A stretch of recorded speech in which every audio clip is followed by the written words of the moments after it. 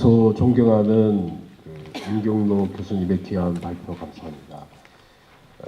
사학계의 원로로서 한국사의 관점에서 3.1운동을 알기 쉽고 간명하게 조명해 주셨습니다.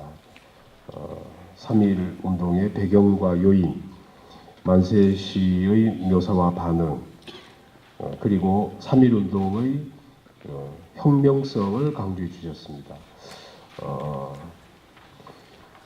윤경로 교수님의 발표문에 보면 3.1운동이 왜 혁명인가 하는 정말 사학계의 원로로서 가슴 뜨거운 절절한 이렇게 발표문이 있는데 여러분들 꼭 이 발표문을 읽어보시기 바랍니다. 시간이 없어서 말씀을 안 하신 것 같아서 제 시간에 제가 좀 대신 말씀을 드리면 1910년이 이제 우리가 한일 병탄이 일어났던 해지 않습니까? 한일 병탄이 일어나는 그 해가 대한제국으로 역사를 마감했지 않습니까? 근데 1919년 4월에 임시정부가 설립이 됩니다. 대한민국으로 임시정부가 설립이 되었다는 거죠. 그러니까 제국은 주권자가 황제고 민국은 주권자가 국민이지 않습니까? 근데 주권자인 제국의 황제가 주권자가 국민으로 9년 만에 바뀌었다.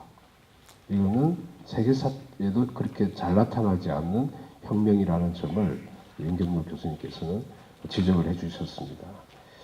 특히 그와 같은 지적에 대해서 깊이 공감하고 감명을 받았습니다.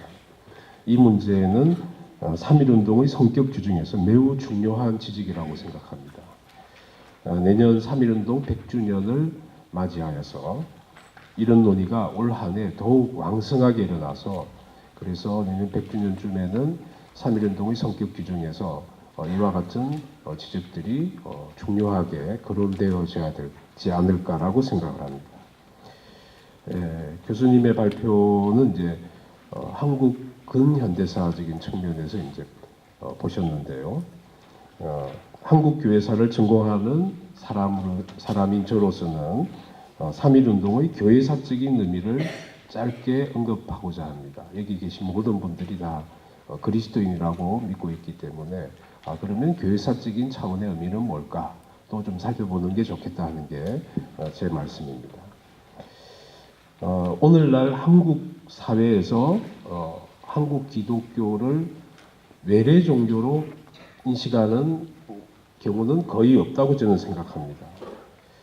그런데 한국 기독교는 전래된 지 130년 조금밖에 안 되는 그런 종교입니다. 엄밀히 말하자면 외래 종교입니다. 이웃나라 중국 그리고 일본의 기독교는 한국 기독교보다 더 오래된 역사를 갖고 있습니다. 하지만 오늘날 중국 사회나 일본 사회에서 기독교는 외래 종교라는 인식의 틀을 벗어나지 못하고 있습니다. 여기서 중요한 질문 하나가 제기됩니다. 한국 기독교는 그 역사가 길지 않음에도 중국과 일본의 경우와 달리 외래 종교라는 인식을 벗게 된 이유는 뭘까? 전래된 기독교가 그 사회, 그 민족 사회 안으로 화학적으로 스며들어 갔으면 외래 종교라는 틀을 벗게 될 것이고, 그렇지 못했다면 외래 종교의 틀 속에 머물러 있게 될 것입니다. 3.1운동에는 우리가 흔히 알고 있는 민족 대표 33인 중에 16분이 기독교인이었습니다. 3.1운동 당시 기독교인의 참가 정도를 알 수 있는 통계가 있습니다. 3월 1일부터 5월 말까지 기소되어서 재판에 넘겨졌거나 이미 형을 받아서 수감된 사람들을 모아둔 통계가 있습니다. 그 통계의 기독교인의 비율이 20%입니다. 전체 한 9,000명 중에서 기독교인이 1,979명입니다. 쭉 우리가 거론되는 것처럼 당시 기독교인은 1.8%밖에 안 됩니다. 1.8%밖에 안 되는 당시 기독교인의 인구를 감안하면 기독교인의 참가 열기가 어느 정도였는지 짐작할 수 있습니다. 이와 같은 3.1운동에 있어서의 기독교인의 참여, 역할이 바로 한국 기독교가 우리 민족 사회 안으로 삼투한 대표적 사건이 아닌가. 그래서 저는 3.1운동의 한국교회사적인 의미를 첫 번째로 이것을 꼽고 싶습니다. 3.1운동은 여성이 사회운동에 전면적으로 등장한 사건입니다. 한국 역사에서 여성이 사회운동에 광범위하게 참여한 유래를 3.1운동 이전에는 찾아보기 어렵습니다. 3.1운동에는 여성들이 자주적이고 독자적인 조직을 갖추고 앞장섰습니다. 그런데 여성의 3.1운동 참여의 대부분은 기독 여성들이 중심이 되었습니다. 공교롭게도 여기에 계신 참여자들의 대부분은 우리 기독 여성들이라고 제가 보여집니다.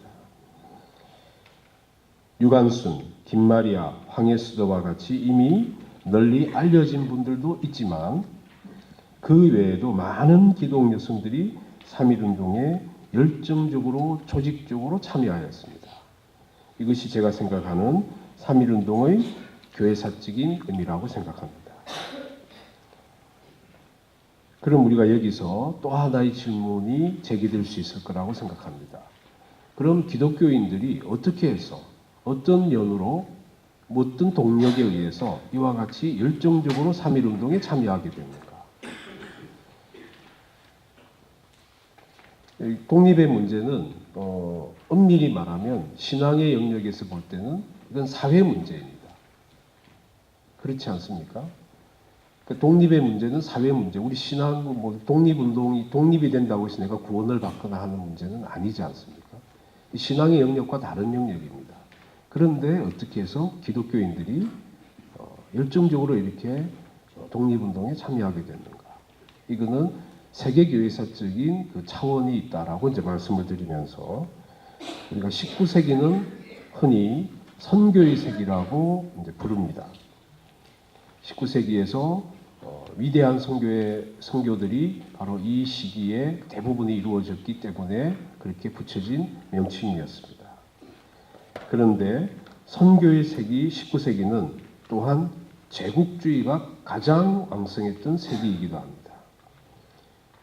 안타깝지만 대부분의 경우 식민 모국이 선교 모국과 거의 일치했습니다. 아주 예외적인 경우가 몇 나라 있었는데 우리나라가 그 예외 중에 하나였습니다. 그리고 그 시기에 제국주의에 기독교가 맞서서 항거한 대표적인 사건이 3.1운동이라고 볼 수 있습니다. 그렇기 때문에 3.1운동은 이와 같은 세계교회사적인 차원에서도 굉장히 중요한 사건이라는 역사적 의미가 있다고 말씀을 드리면서 이것이 제가 세 번째로 꼽는 역사적 의미입니다. 네, 끝으로 윤경로 교수님께 드리는 질문이자 참가하신 패널들의 의견도 두루 듣고 싶은 지점이 있습니다. 윤경로 교수님의 발표문에는 3.1운동과 혁명을 견인하는데 결정적 역할을 다했던 한국교회와 선배 크리스찬들의 정신과 헌신이 오늘은 과연 어떤 지경에 처했는가에 대한 깊은 회개와 자기 고백이 필요하다는 말씀을 하셨습니다. 3.1운동 당시 우리 기독교인은 1.8%에 불과했습니다. 그런데 이 기독교인들이 대부분이 일제의 폭압적인 무단 통치 하에서 일본 헌병이나 일본 경찰에 잡혀가면 오늘날 우리가 상상할 수 없는 어마어마한 고초를 당할 것을 뻔히 인지하고 있었음에도 불구하고 3.1운동에 참여하였다는 겁니다. 그렇다면 오늘날 우리 그리스도인들은 구체적으로 어떤 지점에 대해서 반성하고 회개하고 성찰해야 될까 하는 질문을 끝으로 저의 논평을 마치고자 합니다. 감사합니다.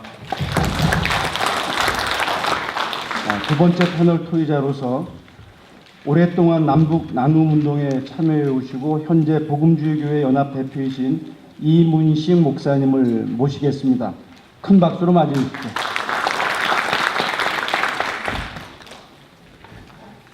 저는 이 평통연대의 그 운영위원으로 참여하고 있습니다. 제가 받은 저것은 평화통일의 관점에서 3.1운동의 성격을 이렇게 다시 한번 규명해달라 하는 내용을 받아서 그 관점에서 보겠습니다. 특별히 윤경로 박사님의 그 3.1운동의 혁명적 성격을 아주 강조해 주신 것이 제일 중요한 단초가 된다고 생각합니다. 평화통일의 관점에서도 이 3.1운동의 혁명적 성격을 바탕으로 해서 살펴보는 것이 좋겠다고 생각했습니다. 첫 번째는 이 자유와 민주 정신을 국가 수립의 가장 중요한 가치로 3.1운동이 천명했다는 것에 우리가 유념해야 된다, 이렇게 생각합니다. 3.1운동이 이미 지적하신 것처럼 봉건 왕조로서의 대한제국에서 주권 제민의 민주공화제를 정체로 한 대한민국 또 상해 임시정부를 태동시킨 시민혁명의 성격이 굉장히 강하다고 하셨습니다. 그래서 왜 지금 중화인민공화국이나 또는 대만에 있는 중화민국의 시작 기원이 신해혁명이거든요. 근데 우리는 왜 이 3.1운동을 3.1혁명으로 해서 남북 모두의 그 정체의 근원이 되는 어떤 건국정신으로 이렇게 정말 통합적 승화를 못 시켰는지, 이건 사실 교수님 글을 보면서 스스로 다시 한번 생각해 보게 되는 그 문제였습니다. 왜 그런가? 이걸 다시 우리가 강조해야 되는 이유가 향후 한민족 재통합 과정에서의 통일 한국의 정체, 통일 코리아가 될지 통일 한국이 될지 뭐 앞으로 이름은 여러 가지겠지만 한민족 통합 공동체의 정체를 재구성하는 데 있어서 아주 중요한 기반이 바로 3.1운동에서 있다, 이렇게 생각하게 되기 때문에 그렇습니다. 현재 남한의 자유민주주의 정체와 북한의 인민민주주의 정체를 어떻게 통합하여 통일정부를 형성할 것인가 하는 향후 남북한 체제 통합의 가장 중요한 이슈가 될 것입니다. 이런 관점에서 한민족 재통합 공동체의 국가 정통성의 기반을 3.1운동과 상해 임시정부로부터 시작하는 거 아주 중요합니다. 이것이 바로 이게 통합의 중요한 국가 정신이 될 것이기 때문입니다.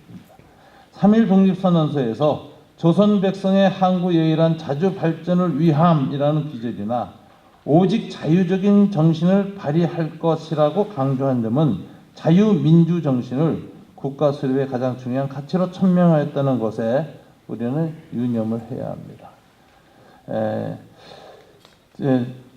이 두 번째, 3.1운동이 민주혁명을 탄생시키는 데 있어서 가장 결정적인 요소가 무엇이었는가, 이걸 봐야 되는데요. 혁명의 주체가 거적적으로 일어난 아주 대중적인 민족운동이었다는 것이죠.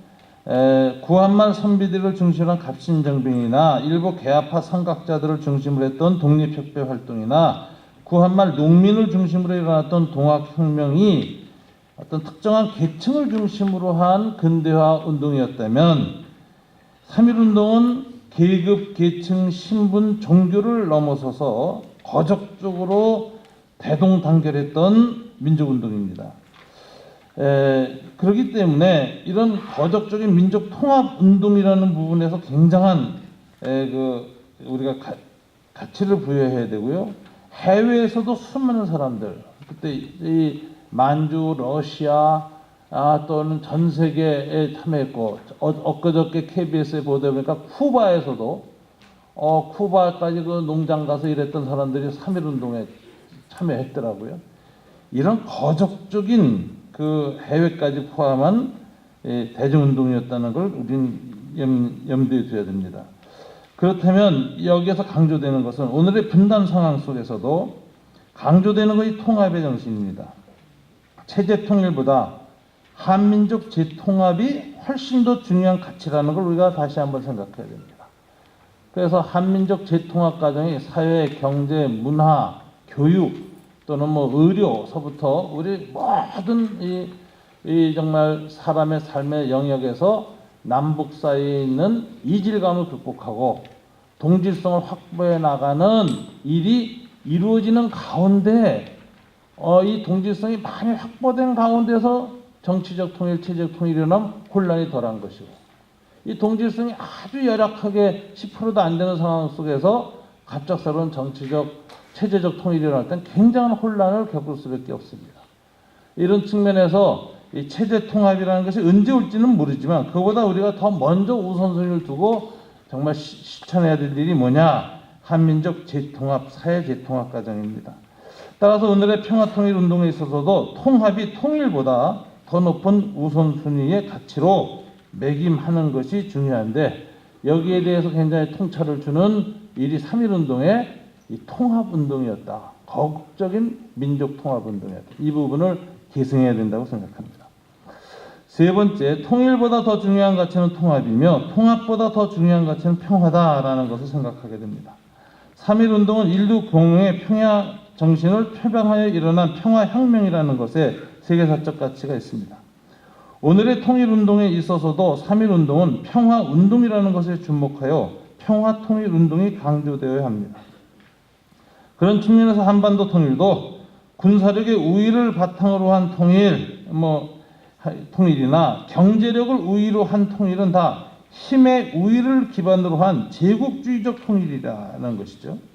그러나 여기에 반대했던 이 3.1운동은, 평화통일운동은 평화라고 하는 정신적인 가치를 동력으로 하여 평화로운 과정을 거쳐서 결과가 한반도 평화, 동북아 평화, 세계 평화, 하나님의 평화를 실현하는 이 평화통일 국가를 그 결과로 드러내는 것일 때 의미가 있습니다. 따라서 힘의 우위보다는 상호 공존 공영을 바탕으로 한 평화로운 민족 재통합 과정이 우선되어야 합니다. 최근 우리 사회 일각에서 3.1절마다 되풀이되는 구구적 민족주의 진영의 전쟁 통일론 혹은 경제 우위를 바탕으로 했던 흡수 통일론 등은 그 본질상 힘의 우위를 바탕으로 한 통일이기 때문에 3.1운동의 평화 정신을 훼손할 수 있는 것이라고 할 수 있습니다. 3.1운동의 정신을 이어받을 때 특별히 중요한 통일운동은 지금같이 이 교수님의 글에서 지적된 세 가지 3.1혁명의 정신, 가치, 민주, 통합, 평화라는 가치에 근거한 통일운동을 하는 것이 3.1운동의 정신을 계승하는 것이다. 이렇게 여겨집니다. 감사합니다. 평화 통일의 관점에서 3.1운동의 혁명적 성격을 토론해 주신 이문식 목사님께 감사드립니다. 마지막 패널 투입니다. 반야월교회 담임 목사이시고 예장합동총회 부총회장이신 이승희 목사님께서 패널 투입해 주시겠습니다. 큰 박수로 맞이해 주십시오. 목회를 하고 있는 목회자이기 때문에 목회적인 관점에서 3.1 독립만세운동의 정신을 어떻게 보고 또 거기서 어떤 과제를 얻어야 하느냐, 그런 부탁을 받았습니다. 우리 윤경로 교수님께서 우리 기독교가 독립운동에 많은 기여를 했다고 이렇게 자랑을 하는데, 사실은 천도교가 많이 돈을 대고 기독교는 별로 이렇게 좀 그 점에서 조금 뒤처졌다라는 말씀을 이렇게 하셨지만, 그래도 저는 이 3.1운동은 기독교인들, 아니 천도교를 뺀 우리 기독교인들이 주류였다. 이 확산이 되지 않았더라면 오늘날 우리가 이런 토론회 장을 만들 이유도 없었고, 또 오늘의 이 대한민국 3.1운동의 정신을 이어가자는 그런 주장도 없지 않았을까, 그런 생각을 하게 됩니다. 계속 지금 앞에 우리 윤경로 교수님이나 또 우리 장신혜 교수님, 또 우리 이문식 목사님 말씀하신 것 중에 보면 기독교도들의 인구가 그렇게 적었음에도 불구하고 이 만세운동에 아주 적극적으로 하는 우리 교인들이 참여했다는 이야기가 공통점으로 나오는 것을 저는 조금 더 부각을 시킬 필요가 있다. 이 교회를 목회하고 있는 목사의 입장에서 그런 생각을 좀 갖습니다. 그러면서 동시에 이 3.1 운동을 교회 운동이었다라고 좀 더 깊이 무게를 두는 것이 우리에게 필요하지 않을까. 많은 기독교 지도자들이 있었고 아마 오늘 이제 11시부터 KBS에 이 3.1 독립만세운동을 특집 다큐로 2부작으로 다루는 것을 알고 있습니다. 그게 아주 주된 내용이 많은 미션 스쿨의 학생들이 동원이 되었고 그 배후에 선교사들의 역할이 컸다라고 하는 것을 이제 굉장히 부각을 시키게 될 것입니다. 그런 점들이 우리 이 3.1 운동 정신을 기억하면서 좀 더 우리가 생각해야 될 의미라고 생각을 하고 우리 윤 교수님이 말씀해 주신 이 결론 부분에서 3.1 정신의 연합, 연대 정신, 그래서 연합체를 구성해서 100주년 행사를 추진하는 것을 좀 고려해서 큰 울림의 장이 되었으면 좋겠다라는 말씀도 주셨고 학술대회권도 말씀을 하셨고 남북이 3.1 운동 100주년 행사를 함께 추진하는 일들을 했으면 좋겠다. 이게 이제 좀 교회가 관심을 가져야 될 그런 부분이 아닌가 싶어서 그 부분에 대해 좀 말씀을 드리고 싶습니다. 3.1 운동이 결국 우리 민족을 그렇게 하나로 묶을 수 있었던 것은 항일이라고 하는 것이 이 목표가 되어서 하나가 된 운동이 아닌가. 그러면 3.1 운동의 정신은 곧 하나됨에 있다. 그렇게 본다면 우리 한국교회가 이 하나되는 연합운동이 좀 절실히 필요하다. 이 3.1 운동의 정신을 이어간다면 오늘 여기 우리 합동측 교단 총회장님도 와 계시고 우리 통합측 총회장님도 와 계시는데 사실 지금 한국교회 연합운동은 마치 분열운동을 하는 듯한 인상을 우리에게 주고 있음을 부인할 수 없습니다. 3.1 운동 정신이 민족을 하나로 묶는다면 이 모든 우리 교회들이 하나로 연합되는 이런 연합운동을 이어갈 때 3.1 정신을 제대로 계승하고 있는 것이 아닌가. 그런 목회자의 관점에서 그 부분을 우리가 좀 주목해야 될 필요가 있다라는 생각을 가지고 아울러서 이 한국교회는 지금 도시와 농촌도 하나 되는 운동이 절실히 필요하다. 우리가 모일 때마다 하나가 되어야 된다고 말하지만 도시와 농촌은 점점 더 이 교회 간에 담이 높아지고 또 단절이 더욱더 심화되고 있는 이런 시점이 아닙니까? 뭐 남북 문제도 역시 마찬가지고 그런 입장에서 보면 이 3.1 운동의 하나됨 정신, 연합 정신을 우리가 좀 이어간다고 하면 이 부분을 좀 주목해서 봐야 한다. 건강한 교단 연합 운동이 추진될 필요가 있다라는 겁니다. 지금 우리 윤 교수님께서 3.1 운동 100주년에 대한 이제 이를 위해서 연합체를 구성할 필요가 있다라고 말씀을 드린 것 저는 전적으로 동의를 합니다. 우리가 교단이 연합을 하고 교회가 연합을 해서 하는 가장 큰 행사가 부활절 연합예배라고 생각하는데 이 점 또한 우리만의 잔치일 수 있다. 우리에게는 굉장히 중요한 것이지만 교회 밖의 사람들은 전혀 주목하지 않는 그런 행사라고 단정을 짓는다고 하면 이 3.1 독립만세 운동을 묶어서 이것을 중심으로 해서 교회가 연합운동을 하게 되는 이건 굉장히 대사회적으로 중요하다. 우리 통합측 교단장님 설교 때도 교회가 다시 세상 속으로 들어가야 한다라는 말씀 굉장히 공감을 합니다. 그리고 우리 또 이치만 교수님 말씀하신 부분도 교회가 이 사회 속으로 파고드는 것이 교회를 더욱더 교회답게 만들고 교회 역량을 키울 수 있다라는 말씀에 동감을 합니다. 그래서 건강한 교단 연합 운동이 3.1 운동의 정신을 이어가는 것으로 발전시킬 수 있었으면 대단히 좋겠다라고 하는 것. 이게 우리 하나의 숙제라고 생각을 합니다. 뿐만 아니라 아울러서 도시와 농촌 교회가 하나 되는 운동도 우린 여기서 좀 고민을 해야 될 것 같습니다.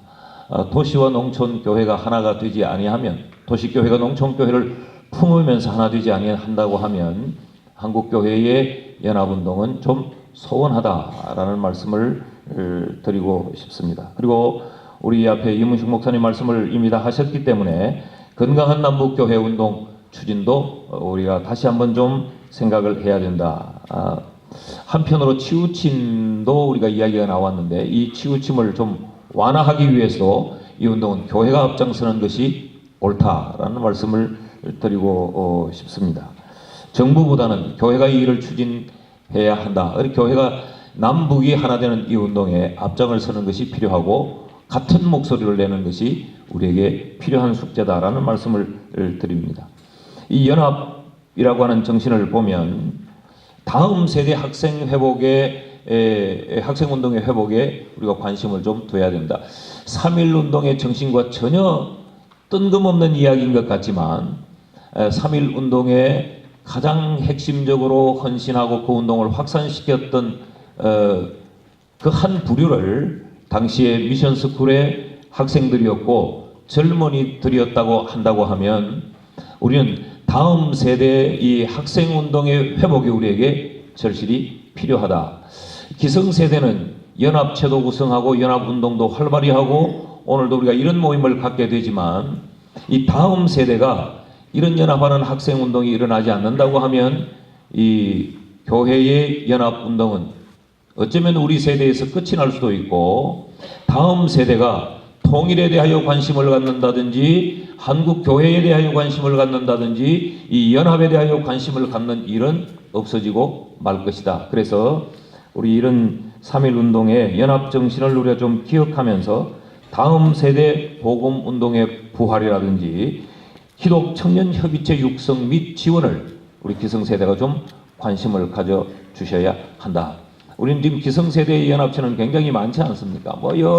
너무 많아서 우리가 지금 정신없이 헷갈릴 정도인데 이 기독 청년들과 기독 학생들의 이 연합체를 우리 어른들이 관심을 가지고 좀 길을 열어주고 교단별로 지원을 해 줄 필요가 있다. 그래야 3.1운동의 이 하나된 연합정신은 한국교회의 다음 세대에 개성될 수 있다. 이런 점을 좀 함께 고민했으면 좋겠고 우리 윤경로 교수님께 이 연합, 연대 정신의 구현을 위해서 한국교회가 구체적으로 좀 더 역사학자의 입장에서 어떤 방향을 제시해 주시면 대단히 좋겠다라는 말씀을 드리며 제 토론을 마치겠습니다. 고맙습니다. 3.1운동의 정신에 근거해서 한국교회가 어떤 과제를 설정해야 할지를 중심으로 해서 좋은 토론을 해주신 이승희 목사님께 감사드립니다. 원래 사회자로서 여러분들에게 진행 방식을 말씀드렸는데요. 이제 플로아의 차례인데 시간이 생각보다 많이 경과가 됐습니다. 그래서 플로아에 궁금하신 분들이 참 많으실 텐데 오늘 행사가 끝난 후에 기조 강연자와 패널 토의자들을 따로 만나셔서 질의하시고 해서 심도 깊은 대화를 계속 이어가셨으면 하는 바람입니다. 원래 약속대로 진행하지 못하는 것을 여러분들 용서해 주시기 바랍니다. 이제 세 분 패널 토의자의 말씀을 아우러서 이제 기조 강연자이신 윤경로 박사님께서 마무리 발언 한 2, 3분 내로 해주시면 고맙겠습니다. 예, 세 분 이렇게 성의 있고 내용 있는 그런 토론해 주셔서 또 제가 미처 언급하지 못한 부분을 또 부연해 주시고 그래서 너무 고맙습니다. 특별한 질문이나 토론거리는 없는 것 같습니다. 마지막에 이승희 목사님께서 3.1 정신의 현대적인 교훈이라고 아까 그것에 중에 가장 중요한 것 중에 하나가 연합과 연대 정신인데 이걸 오늘의 한국교회가 어떻게 구현해 나가겠느냐 한 방법을 역사학자 입장에서 한마디 해주면 좋겠다고 생각하는데 아마 오늘 이렇게 한교협입니까? 이 모임을 한교협도 아마 이제 그런 연대 모임으로 이렇게 하는 걸로 저는 압니다. 근데 제가 조금 좀 비판적으로 말씀 한마디 드린다면 한국교회가 이 민족의 문제, 역사의 문제, 통일의 문제 이런 문제들을 정말로 진지하게 연합해서 무슨 행사를 하고 제가 지금 이 한국 기독교 역사 문화관 뭐 건립을 위한 그런 준비 모임에 제가 좀 어떻게 관계가 돼가지고 나가면서 굉장히 제 좌절감을 느낍니다. 한국 교회, 특히 개신교회는 연대 연합운동이 안 돼요. 다 개교의 중심이에요. 말만 무슨 3.1영신 뭐 이런 때 오면 한마디씩 하고 그러지 돌아가면 또 다 자기 교회로 돌아가요. 그래서 한국 교회가 연합운동을 하려면 교세가 좀 줄어들어야 되겠구나. 도저히 나 혼자로서는 아무것도 못하겠구나. 이렇게 됐을 때 이제 모여들지 않을까. 제가 이런 생각을 했습니다.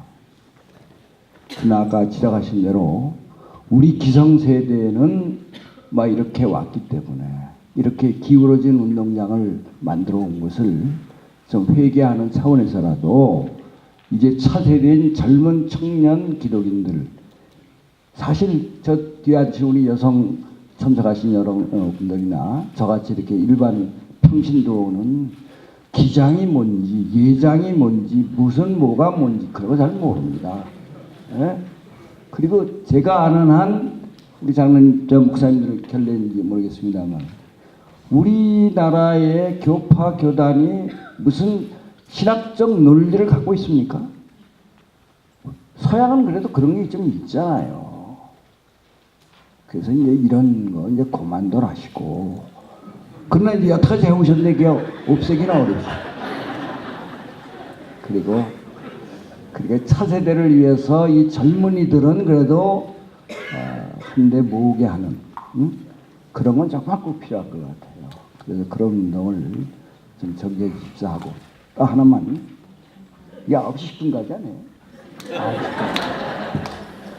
이 사회자의 제일 그 덕목이 시간을 지키는 거거든요. 그러니까 막 오는데 이게 모처럼 뭐만 이렇게 모였는데 이게 99년 만에만 모인 겁니다. 제가 혁명 얘기를 이렇게 3.1운동은 3.1혁명이 아니라 3.1운동이 아니라 혁명으로 봐야 된다 이런 얘기를 여기저기 지금 몇 년째 하고 다닙니다. 그래서 많은 이제 이렇게 설득이 되고 하는데 여러분들 보세요. 우리가 국경에 5대 국경이 있잖아요. 예. 자 이제 개천절 있죠. 나라를 열었다는 개천절 10월 3일인가요? 그 다음에 8.15 광복절 있죠. 그 다음에 제헌절 있죠. 그 다음에 한글 창제에서 한글날이 있어요. 또 뭐 하나 있지? 그리고 이제 3.1절 있죠. 근데 다른 데는 자 광복절 8.15절 안 그래요.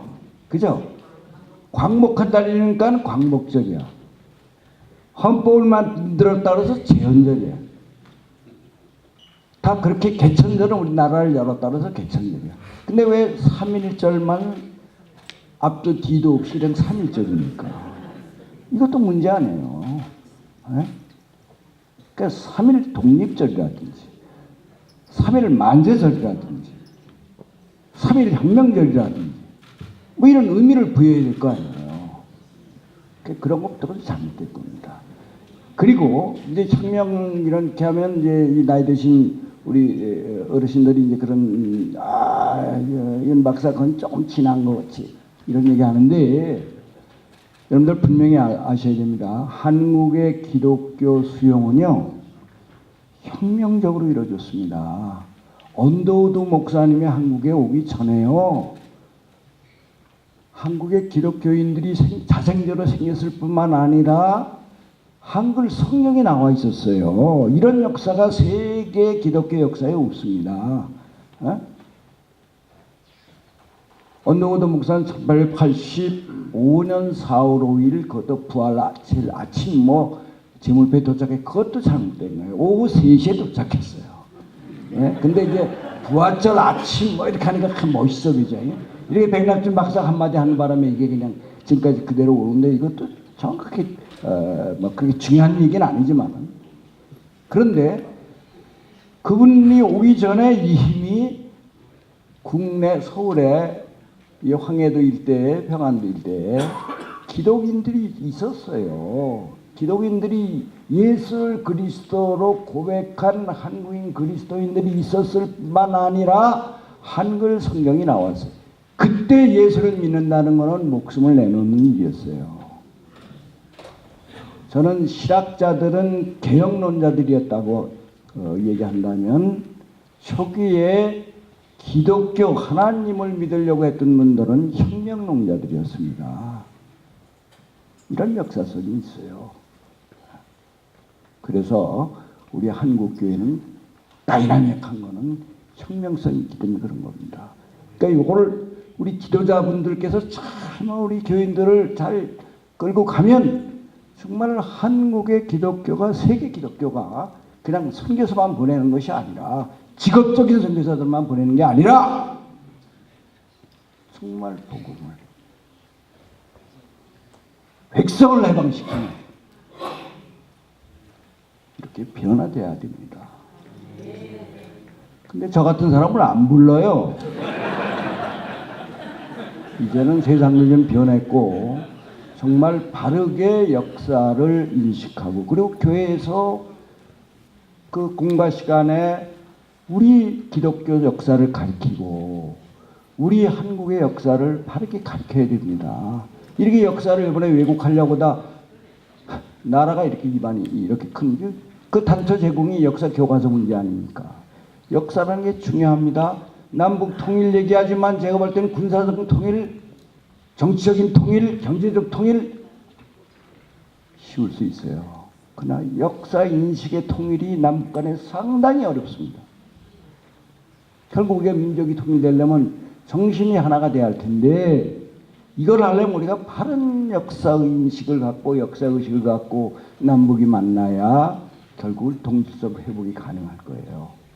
이런 점에서 나는 정말 한국의 지도자 되신 여기 어르신들 다 모이셨는데 교회 교육, 특히 청년선들 교회 여기에 우리 역사 책이 뭐 없지 않습니까? 그렇지 않습니다. 제가 지금 그 이사장으로 있는 한국기독교역사연구소에서 120여 권의 한국교회와 관련된 책이 연구소가 다 나와 있습니다. 조금만 지원해 주시면 저희가 다 보내드리겠습니다. 그러니까 책이 없다, 연구소가 없다 그런 얘기하지 마시고 조금 더 관심을 가지시고 그리고 우리 역사 교육에 대해서 역사 인식에 대해서 좀 이런 기회에 새롭게 인식하시고 관심을 가져주십사 하는 말씀을 오늘 기조 발제자의 입장에서 한마디 길게 좀 얘기해서 죄송합니다. 감사합니다.